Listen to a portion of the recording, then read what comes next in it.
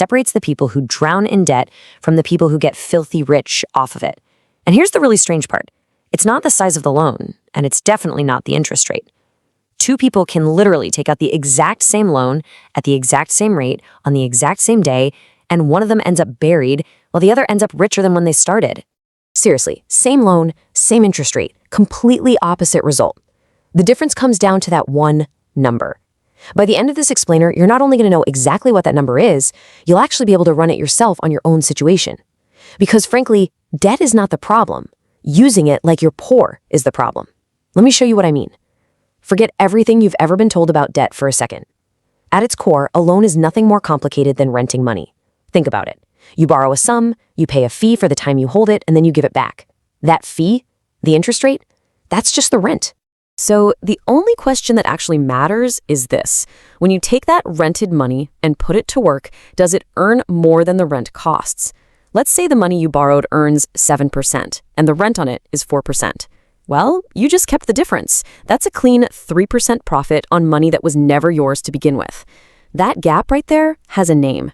It's called the spread. And let me tell you, the spread is the entire game. Okay, here is where it gets really interesting. This is the one number I was talking about. Your return on your own money equals the spread multiplied by how many dollars you control for every dollar of your own that you put in. Actually, read that again. The spread is one part. The leverage, meaning how many borrowed dollars you stack on top of yours, is the other. Multiply them together and you get the only number that matters, the return on your own cash. A rich person doesn't see a loan and think, oh man, how do I pay this back as fast as possible? No way. They see a loan and think, what's the spread? And how many dollars can I control with it? It's the exact same loan you're looking at, but a completely different question. And throughout this explainer, we're going to keep coming back to this one number, because every single trick you're about to see is just this exact equation with different inputs plugged in. Oh, and one more thing before we dive in. A few of the things I'm going to show you, you can run yourself today with the money you already have. The other ones, well, you can't, at least not yet. And I'll be totally honest with you about which is which as we go. I'm not going to sit here and pretend a billionaire's tax strategy is something you can just go do on a Tuesday afternoon. But you need to see all of it, because the small, everyday versions only make sense once you've seen the big ones in action. All right, let's jump right into number one, unlocking infinite returns with trade credit. Let's start with the oldest trick in the book, which also happens to be one of the most accessible. It's called trade credit, and pretty much every product business on earth runs on it. Here's how it works. Say you want to sell pens. It's a simple product, steady demand, right? The textbook version is that you fly out to a factory, you buy a shipping container of pens with your own cash, ship them over, and sell them. But that's the poor man's version. Your own hard-earned money is tied up in a giant pile of pens for months. The rich version? You never pay for the pens up front. Manufacturers, especially overseas, will hand you the product on terms. Net 30, net 60, net 90. That means you get the pens now, and you don't pay for them for 30, 60, or 90 days. They are literally lending you the product. They act as your bank, and the product is the loan. Now, run our one number on this. You sell the pens before the factory's bill is even due. You take the money from your customers, pay the factory, and keep the difference. So what was your own cash in this deal? Absolutely nothing, zero. You controlled an entire container of inventory with none of your own money, which means your leverage isn't just 5 to 1 or 10 to 1, it's infinite because you're dividing by zero of your own dollars. The spread might have been small, just your markup on each pen, but when you multiply that by infinite leverage, the return on your own cash is enormous. That is exactly why selling is one of the most valuable skills on the planet. The seller never needed money, they just needed terms. And hey, here's the first one you can actually run yourself. You don't need an overseas factory. Anyone who has ever sold something before paying for it has used trade credit. Using a 0% introductory credit card to float inventory, trade credit. A supplier giving you 30 days, trade credit. A customer deposit that funds a job before you spend a dime, same exact mechanism, just on a smaller scale. Okay, moving on to number 2, the real estate refinance. Now, this is where most finance channels get the math flat out wrong. So let's actually run the numbers together. Say you find a property that costs $500,000. It's in really rough shape. Nobody wants it, which is exactly why you're getting it cheap. You put 20% down, so that's $100,000. Then you take out a mortgage for the remaining $400,000. After that, you sink $50,000 into fixing it up. So let's pause here. At this point, your own money in the deal is the $100,000 down payment plus the $50,000 for renovations. You've got $150,000 of your own cash sitting in this house. But now the property is fully fixed up and people actually want to live in it. Because of your renovations, the market value shoots up to $700,000. So you go back to the bank and refinance, pulling out a brand new loan at 80% of that new value. 80% of $700,000 is $560,000. You use that new loan to pay off the original $400,000 mortgage, and you walk away with $160,000 in cash. Now, other people will tell you that $160,000 minus your $50,000 fix-up cost is your profit, but run our numbers.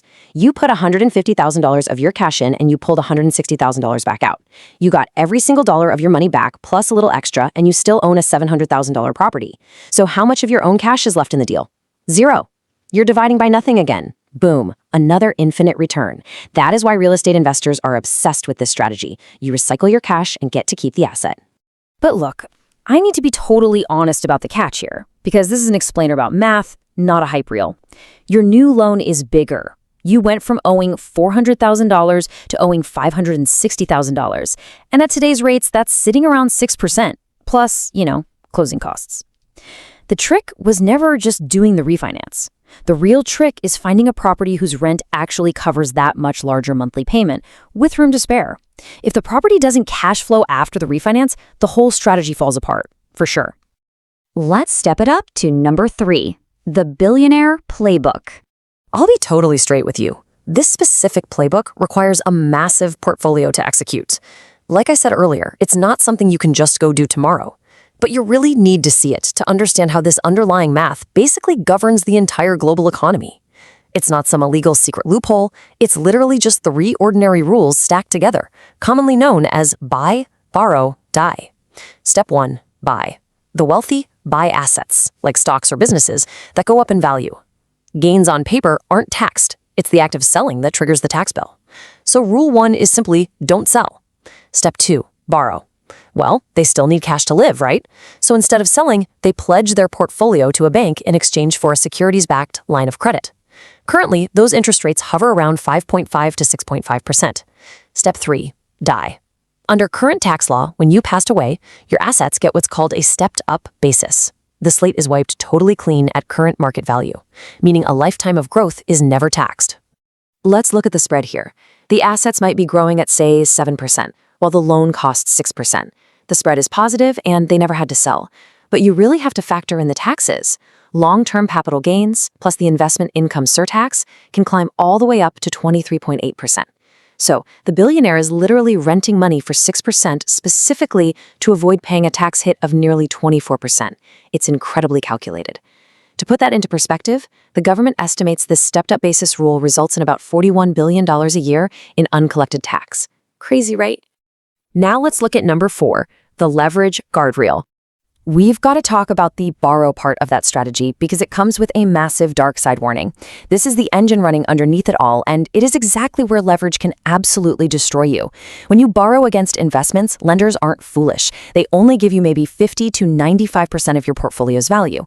If the market suddenly drops and your collateral loses value, the lender demands more cash immediately. If you don't have it, they will literally sell your assets out from under you. That's a margin call. Remember our one-number equation? Leverage multiplies the spread in both directions. A positive spread multiplied by leverage builds a fortune, but a negative spread multiplied by leverage, that is a total disaster.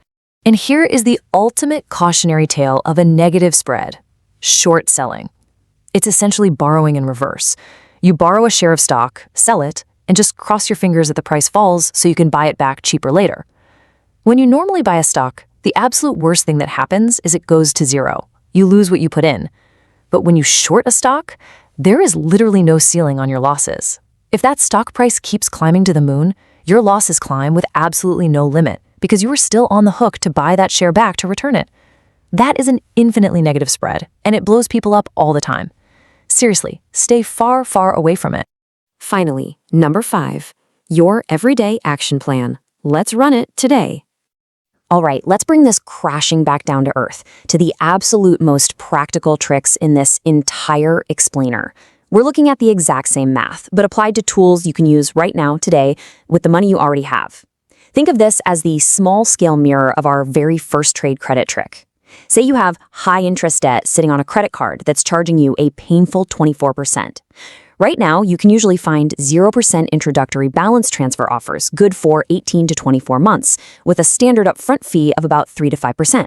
So, you move the balance over. You are effectively renting a chunk of money for around a 3% total cost for nearly 2 whole years, totally erasing that 24% interest rate. The spread here is huge. You aren't earning 3%, you are instantly dodging a 24% penalty for a one-time 3% fee. It is a guaranteed, massive positive spread. Which brings us to the most universal lever of all. Think back to our equation. The spread is what the money earns minus what it costs. Most people obsess over the earning side, but the wealthy? They obsess over the cost side, because your interest rate is a number you can actually negotiate down. And the single biggest lever on what your money costs is your credit score. The national average right now is sitting right around 715. If you can push that from a fair score to an excellent one, it drops the interest rate, the rent, on pretty much everything. Mortgages, car loans, business lines of credit, you name it. It acts as leverage stacked on top of leverage, compounding into massive savings over your lifetime. Every single point you knock off the cost goes straight into widening your spread. You don't need a secret offshore bank account. You just need to make yourself incredibly cheap to lend to. And unlike trying to pick the perfect stock, improving your credit score is entirely within your control. So let's recap. We've looked at trade credit, real estate refinances, the billionaire tax strategy, and the everyday balance transfer. They are all running the exact same arithmetic. The only thing that changes is the size of the loan and the direction you point it. Remember, the poor pay debt off as fast as they can. The rich ask what the spread is and how many dollars they can control with it. Once you get this inequality on the right side, debt stops being the thing that owns you and becomes the thing you own. So I want to leave you with this one thought to analyze every single loan you ever look at from today onward. Does what your rented money earns truly beat what it costs?